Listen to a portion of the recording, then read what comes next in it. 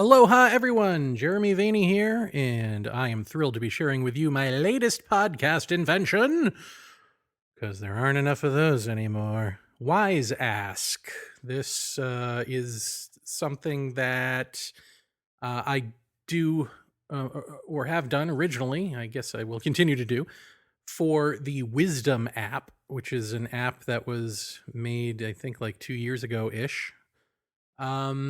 It is only for the Android and iPhone and iPad and probably tablet. Not for desktop computers just yet, although I hope that's in the future. And essentially, it is an app where they asked me to come be a quote-unquote mentor to people because I have quote-unquote wisdom to share. So I thought, I'll do it. It'll be for a new audience. And then I'll create a new audience organically, not the people who are, used to hearing my voice. And I explain all of that in this first episode, so I won't say any more. All I will say is this is sort of a go-between show between Paratopia and Our Undoing Radio. It will deal with themes broadly from wholeness, the spirituality stuff, to Kundalini, to the paranormal and the ufological. It'll be everything in between. It's an in-betweener show. And because it is recorded, the first few episodes and some later ones are recorded into my phone, and then my wife got a new iPad, and I was able to record into that. The audio quality itself may be a little bit rougher than normal. Like I noticed just in listening back to this first episode, it sounds a little bit wavy to me. So I haven't listened to all of them. I don't know if that changes when I change over to the new iPad. But just be aware of that. It's a little bit rough around the edges. It's a live show. It's something where, as you'll see, people can interact, can just sort of pop in, and I can have them as guests. And we can chit chat, or they can ask me questions, or whatever it is. And that includes you. So if you want to go pick up the Wisdom app and come on, come chit chat or ask me questions, or however you want that to go for in the future, feel free to do so. And it can be as formal or informal as you want. You could write to me, Jeremy at ourundoing.com, and ask to set up a time. Let's schedule a time. Here's the subject I want to talk about. And we'll do it. And then it will live on the Wisdom app, and it will also eventually make its way here. So that's what this is. It's essentially stuff that I've been working on that's pre-recorded that I'm going to add, intros and outros to that are new, where appropriate. And I will just say, for those of you who are already familiar with me and my story, these first two episodes are encapsulations of my quote-unquote spiritual wholeness, later on in life, adult stuff, shenanigans, the origins of it, and not so much the ufological. So if you don't know anything about me, early on in life, I have what I take to be alien abduction, UFO type experiences, and then later in life, I also add on to that some other stuff that we'll be talking about here. So it's a lot, but I don't talk about the UFO stuff early on here. So if you're used to those stories, you're familiar with them, and you're sick of them, you can probably skip these first two episodes. For those of you who are unfamiliar with me and my perspective and where I come from, or just my backstory, I guess, this is a great place to start. Okay. Let's start then. Again, if you want to be a part of this, do write to me, Jeremy at ourundoing.com, or get the Wisdom app. And they don't really have a scheduler or anything like that on there. So I guess just whenever I pop online, come find me. I think I had said on maybe a previous Our Undoing radio episode, but also I think I'd written it in the ourundoing.com forum, that I will try to schedule things out, or I will try to let you know when I'm going to go live. And it just seems like that's not feasible. So I won't let you know when I go live unless you want to come live with me and schedule that out with me. And then we'll make a plan. Other than that, it's pretty impromptu. It's sporadic. And that's the way I like it. And it shows rough around the edges, a live show, pre-recorded for your listening pleasure right now. Here we go with the very first Wise Ask. Aloha, people of the wisdom. This is my first talk. I'm going to do things a little bit differently in that I'm not inviting my non-wisdom app audience to wisdom just yet, because I feel like they've heard enough of what these first two talks are going to be that I don't want to bore them. Plus, there's a funny thing when you talk about spirituality, which I like to put in quotes because really what I mean is human wholeness. But we all know it as spirituality. When you talk about spirituality to an audience that you've cultivated to talk about something else, in my case, UFOs, the paranormal, and so-called alien abductions, they're not necessarily with you when you pull a swerve and start talking about something else such as this. And so, in a certain sense, I've long been a man without an audience, but that's never stopped me because even when I talked about that other stuff to that audience, I usually did it in a way that was not conducive to making a lot of money and being called up to conferences and stuff like that. Like if you actually tell the truth uh, in a cottage industry that puts parameters on truth, um, you're kind of rubbing against the grain.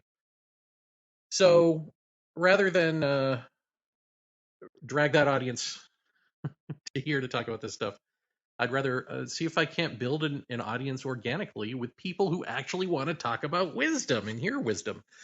But before we can get to the wisdom part, I've got to give you an autobiographical sketch that we'll be pulling from for a series of talks here.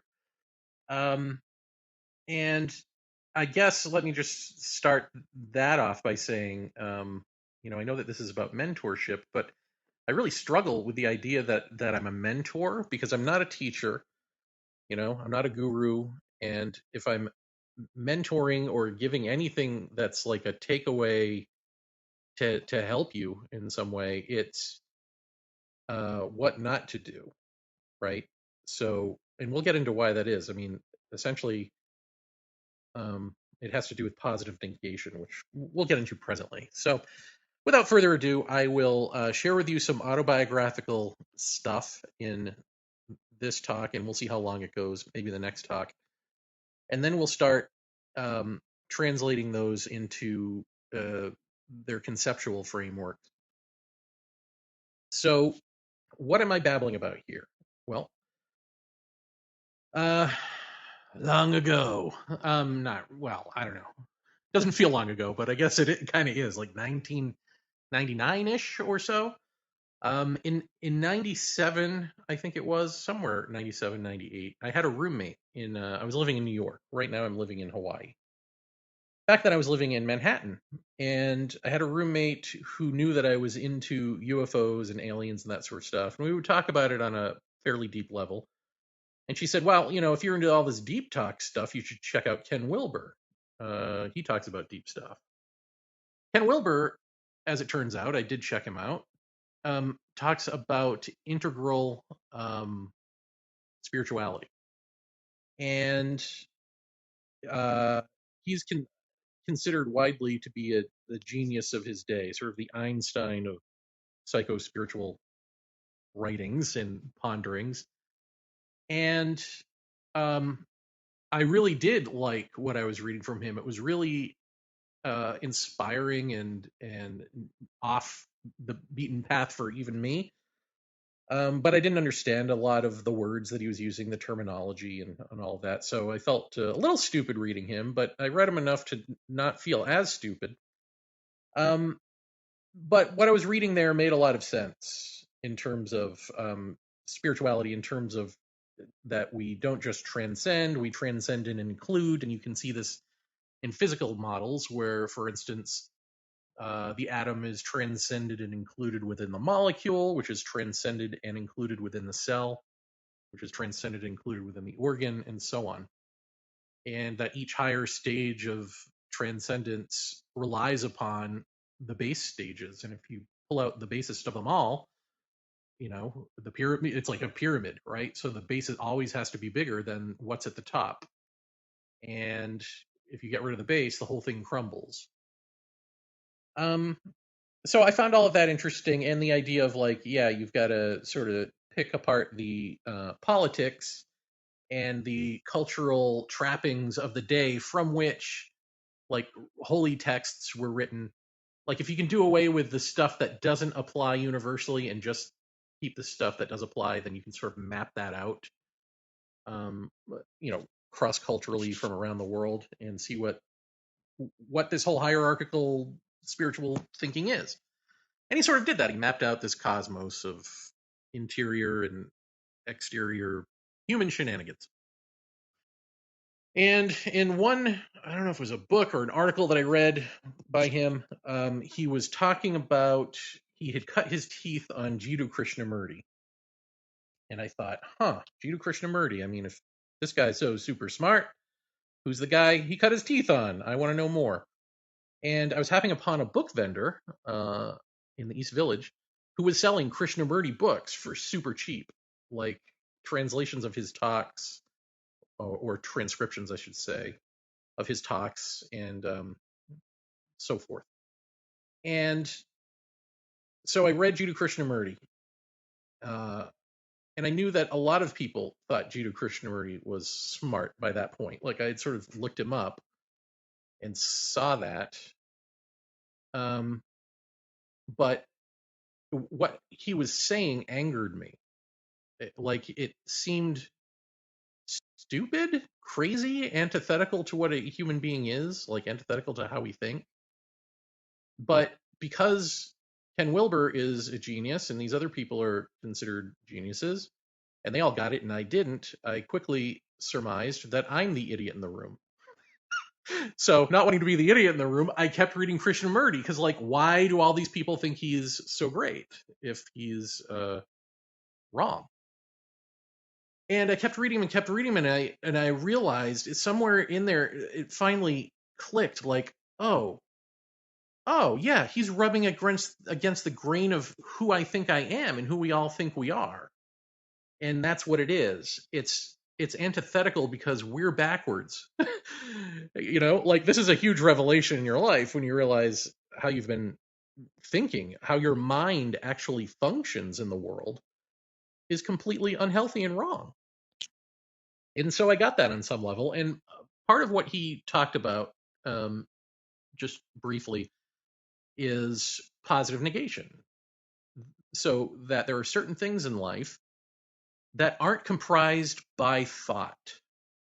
And things like beauty, things like love, and joy. And, you go down this list of certain things that aren't comprised by thought, and yet there they are. And when you encounter them, you not only recognize them, but there's a moment of sort of self identity with a beautiful mountain, with a beautiful forest, with that feeling of love.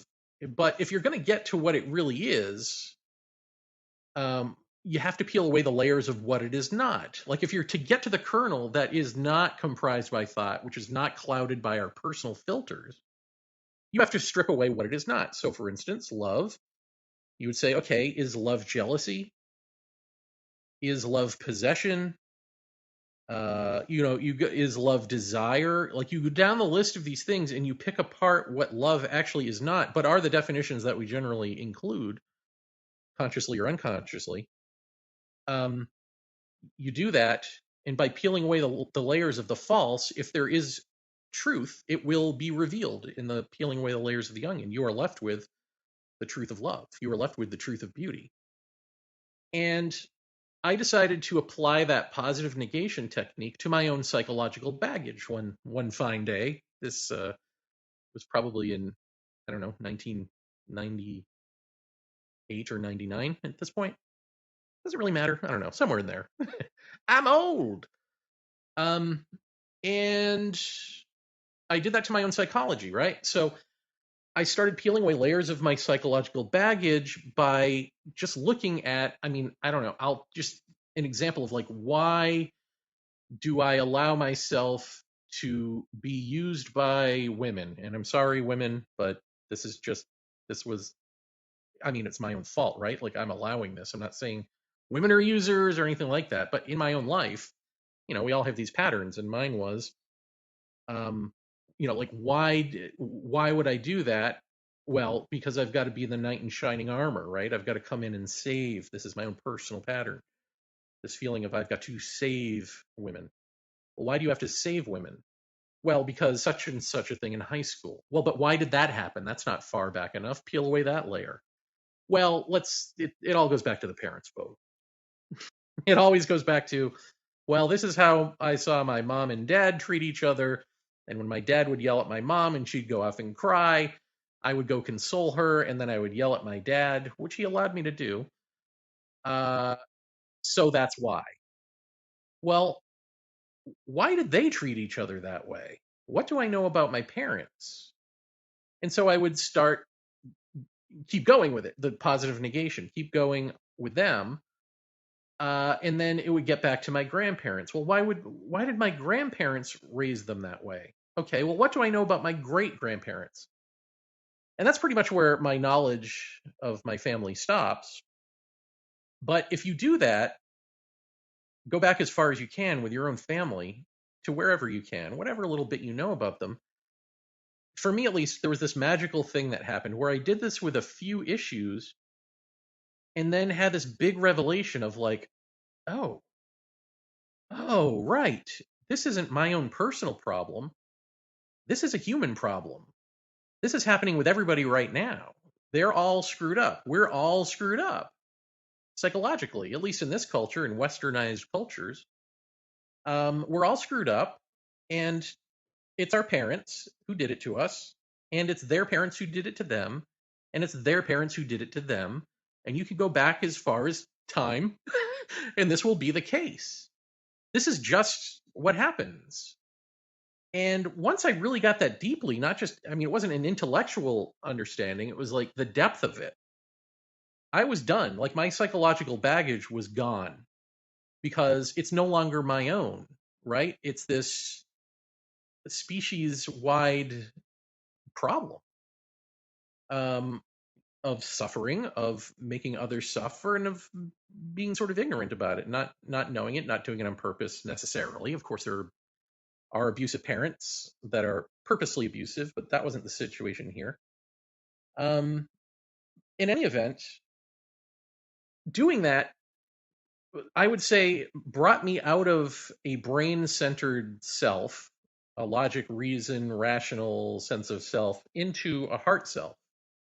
Like that self identity resolved into a relational identity and heart. And I became that sort of new agey, smiley guru guy who like walks around and is like always happy and content, and then your family thinks you had a mental breakdown or something and you're about to go buy a convertible and think that that's going to change your life. It was everything except the convertible because frankly I couldn't afford one, but also I wasn't having a mental breakdown. I was having a dissolution of self and a resolving into this other more embracing sense of self, more, I mean, dare I say, indigenous sense of self. Because when I say that's our broken, unhealthy mind, I'm talking about westernized mind. I'm not talking about like heart cultures around the world, indigenous cultures. They don't have this same sense of individuation, separate self sense. That's our own problem. They got their own problems, but this one's ours. This one's on us. But because it's such a revelation to us and because it's so healthy, when it happens, you can often mistake that for so called enlightenment. And so I think a lot of people have this type of, um, you know, I would say recontextualizing of self identity properly into a healthier mode of being. Um, but then we think that that's the big enlightenment experience, and now we've got it, and now we must go teach people and become masters of this and teach everyone to be happy-go-lucky, smiley people. And then we become the hardened self again, and we don't realize it, and then we degrade from there. So that's at the end, right? But I didn't do that, thankfully. I stuck with reading Krishnamurti because there was still, like, even though I was happier, and even though I was having, like, I was certainly more open to truth in the sense that, like, I would have wisdom come flooding in. I wrote a book called Urgency, and most of that material is wisdom, is truth flowing through the mind and just, presenting itself. Uh, and so I jotted it down, and there you go. But that's just sort of like how your mind gets recontextualized, and then people think you're reading different material and you're smart, maybe, or you know these Eastern ways, and it's like, no, this actually happens to you. Instead of thinking about like commercial jingles and stupid songs that run through your head all day, or like, how you're going to get so and so back, make them pay for what they did to you, or how you're going to try to woo somebody, all that kind of goes away, and now it's just this truth is flowing through you. Um, and I was good with that. I was good with being that person for a good long while, and it made like life easy because I no longer had boredom. I was fulfilled inwardly. I no longer needed music. I no longer needed television or movies or any of the things I loved. I didn't need to go to shows. Nothing. I mean, I could do these things, but the drive, like, that need you might have for to express yourself artistically or to listen to a song over and over again, that was gone. It brought me no joy. And when I tell people this, they think like, "Oh, how boring! What a boring existence!" No, the boring existence is constantly trying to fill that hole, and even to the extent that you believe that you're not trying to fill a hole, you're just expressing yourself artistically. Well, no, that's still filling the hole. The hole is you, and you're searching, and if you're no longer searching authentically, because not that you've found, but that you are no longer a partial self sense, there's nothing there to fill. And that feeling um, of what you would feel if you enjoyed music or art or any of that stuff, that feeling you get from that is you. It's perpetually you. So there's no chasing it anymore. In any event, but you still got to hold down a job and all of that, and it's fine because everything is as it should be, right? So it doesn't even matter if you've got a crappy job or a nice job or whatever. The danger with telling you that out loud, of course, is that it becomes something to justify keeping people poor and oppressed by saying, "Oh, if you were enlightened, it wouldn't matter. So just go be happy being poor and oppressed." That's not what I'm saying. So please, I know I'm shadow boxing here, and nobody would actually interpret me that way, but I feel like people do use it that way. And um, two things can be true at the same time and are. One is that people use it that way, and the other is that you authentically are that way when you're satiated completely. So I was still holding down my job and all that, but and I was working in television at the time, um, and I had after before 9/11, when George Bush took office, I had a friend, Rob, who wanted to do a political public access TV show, and he had this idea, and he was all excited about it, and he said, "But I won't do it unless you host it, unless you're involved." I mean, essentially, without my blessing and without my participation, he wouldn't do it because he trusted my political senses, I guess. And because I'm now satiated guy, you know, like I don't want to, I don't want to screw up his dreams. So I didn't really particularly want to do it, and I didn't have any feelings really about politics anymore. Whereas before, I was like a raging progressive. Now it was just like, well, things are as they should be kind of guy. But I didn't want to keep him from his dream. So I said, yes, I'll do it. And then 9/11 happened before we really got going with it, the 9/11 attacks. And he started reading this, 9/11 truther stuff, did the Bush crime family either know about it, or did they let it happen, or did they make it happen, whatever.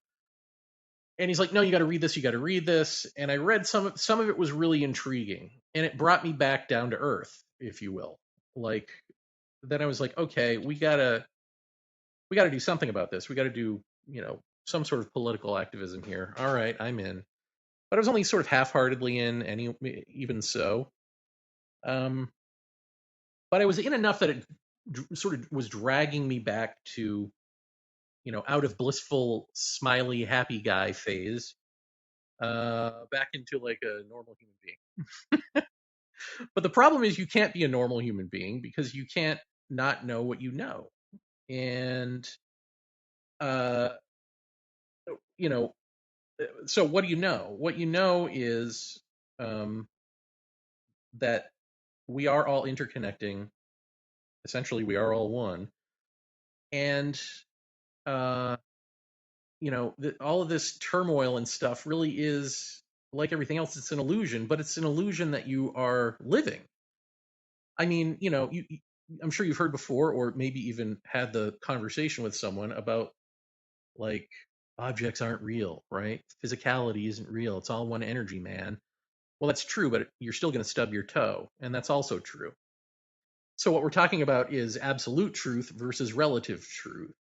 And now I'm someone who has had a taste of the absolute, but is living in a relativity, and so um, I can't not know the one, even if I'm stepping back into the persona of the original, relativity.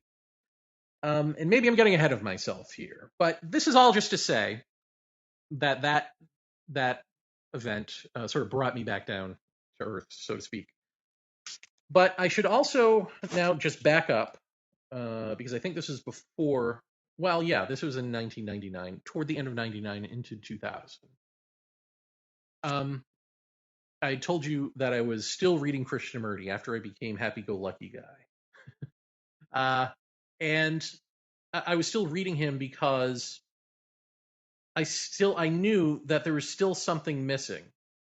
Like this wasn't it. And Krishnamurti, to his credit, never says what it is. He doesn't talk about what happens after so-called enlightenment. What he says is truth is a pathless land.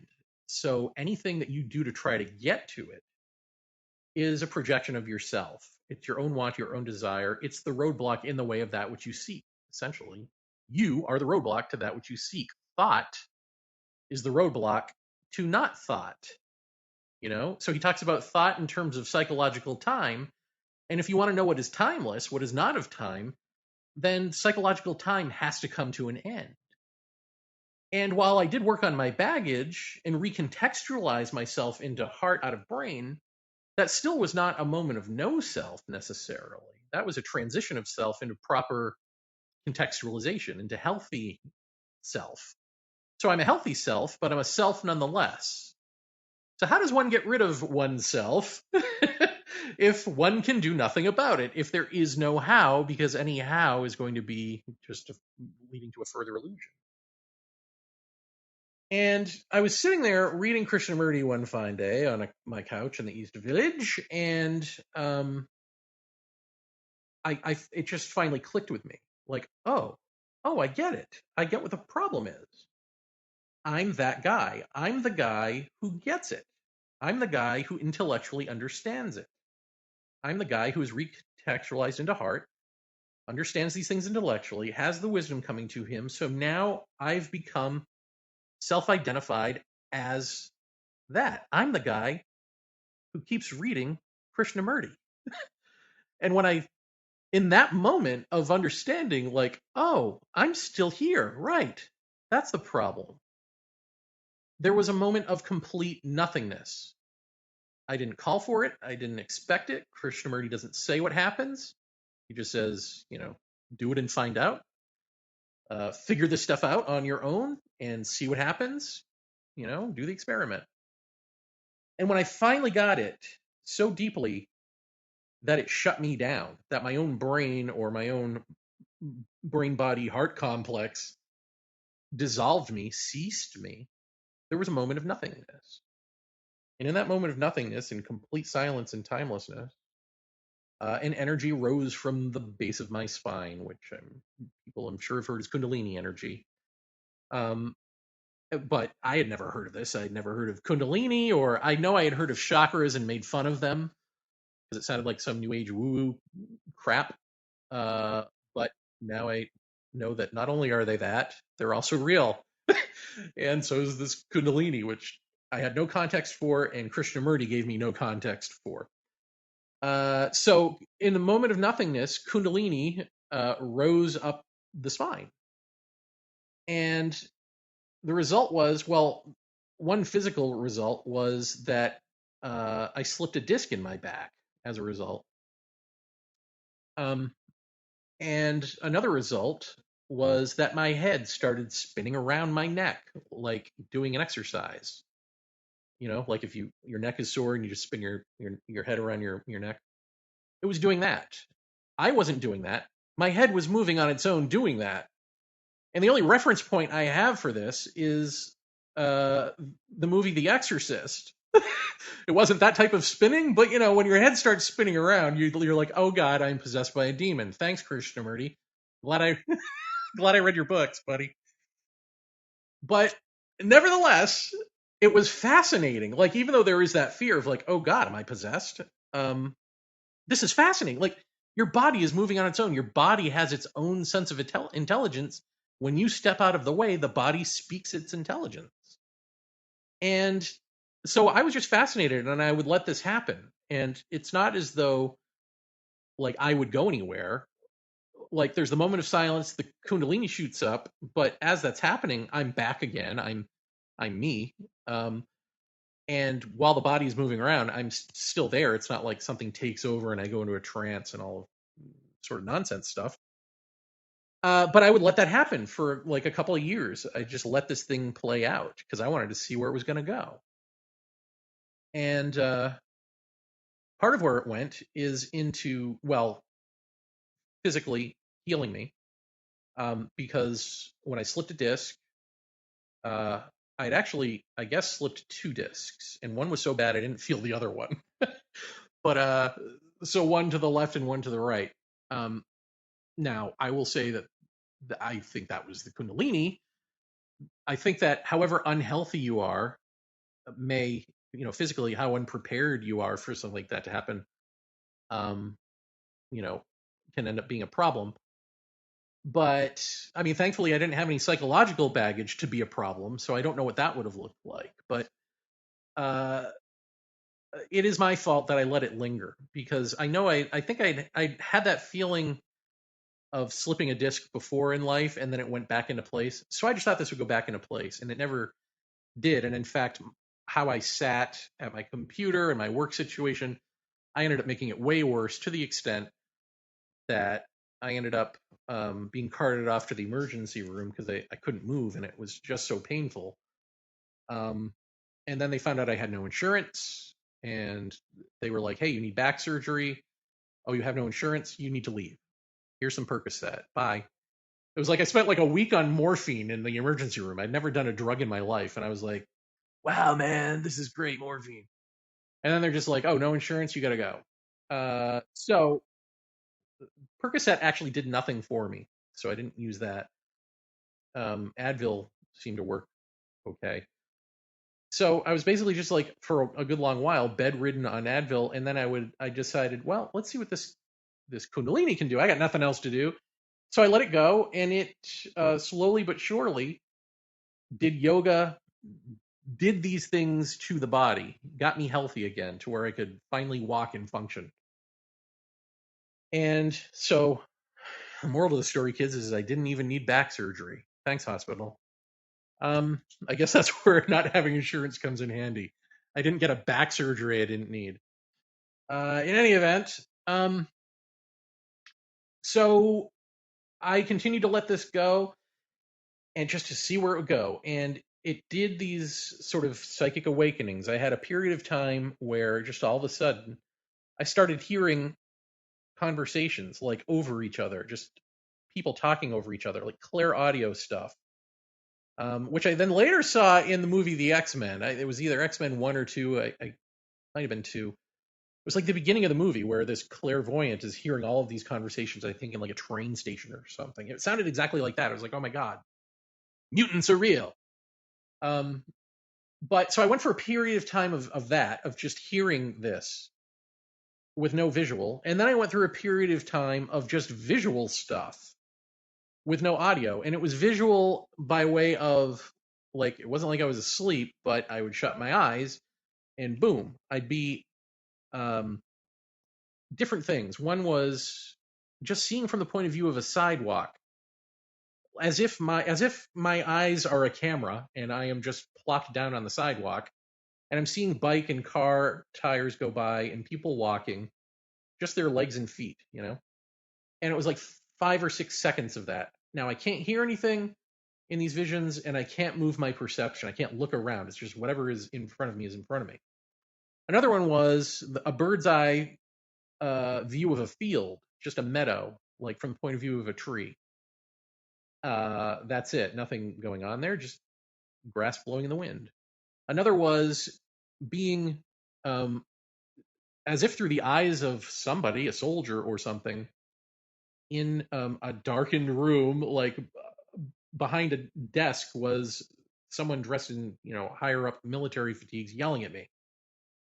Another one was watching a mother and father make breakfast for their kids before seeing them off to school. Just these like little slice of life vignettes. And again, I can't hear, I can't move my perception. That went on for a few weeks.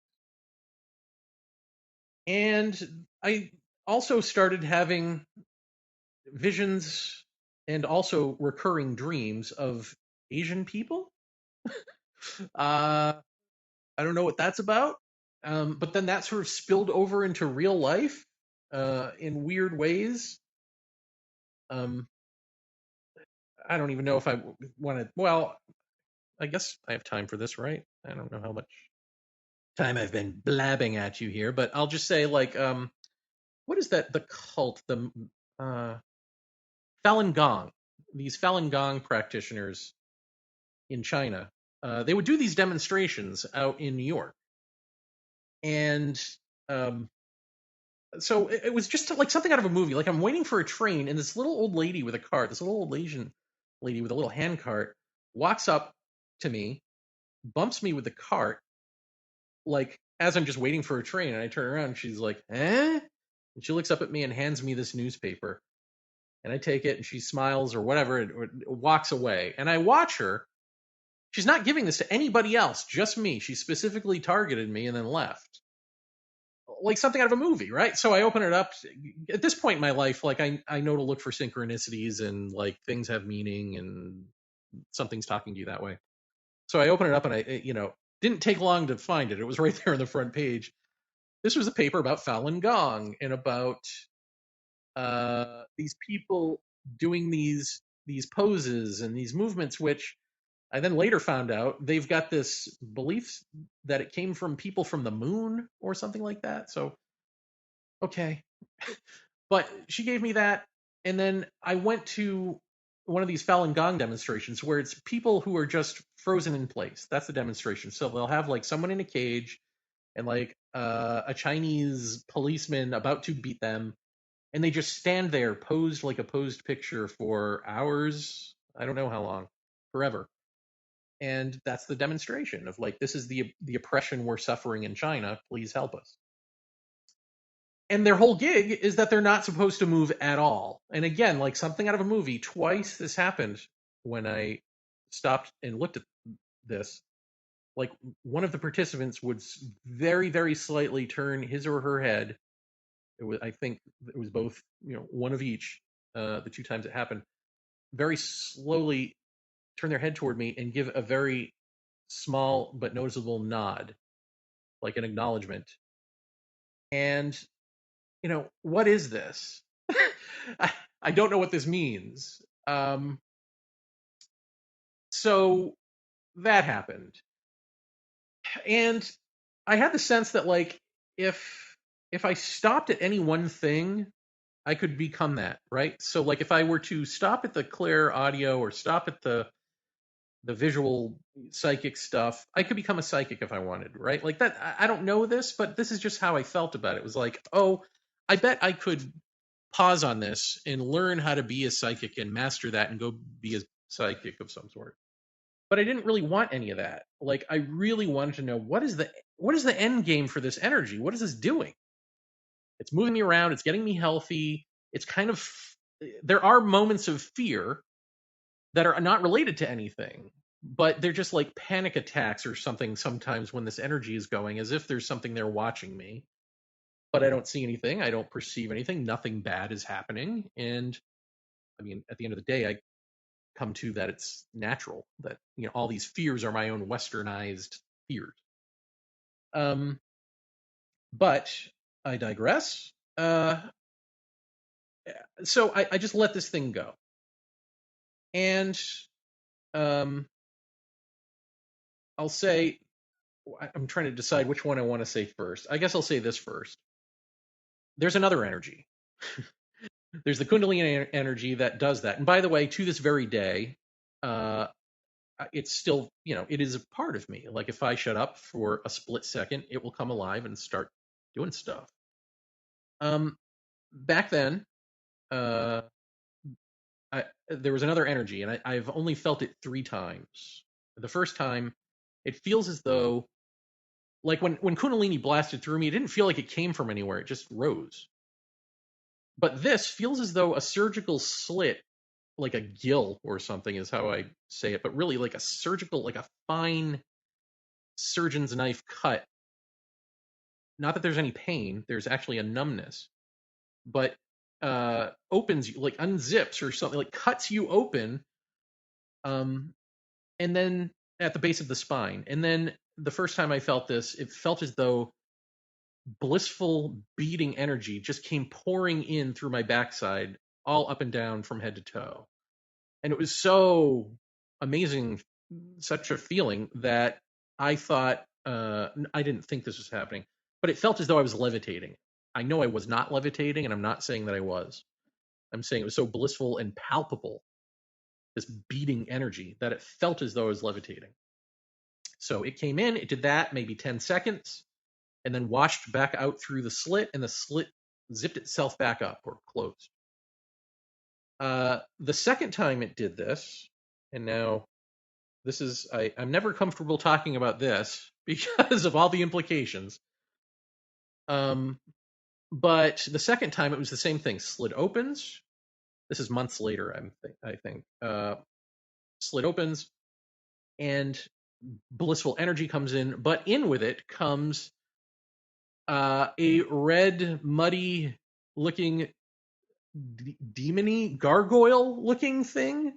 I mean, I don't know what it is, but I could see it superimposed over my own flesh. Let's put it that way. I could see it had big red claw hands, and I could see its mouth and its teeth gnashing over my face. I could see this, and I could feel its feelings, and it felt like not very bright. It felt ancient. It felt not intellectually smart at all. And it felt like it was basking in the glow of being alive through the body for the few seconds that it had. It did. And then it left, the beating energy left, the slit zipped back up. And that was a little scary to me because I really felt like, oh, is this where I get possessed and I like slaughter my roommates and run into the street raving mad, and then, I tell the police it was, it's temporary insanity or something? Like, none of that happened, thank God.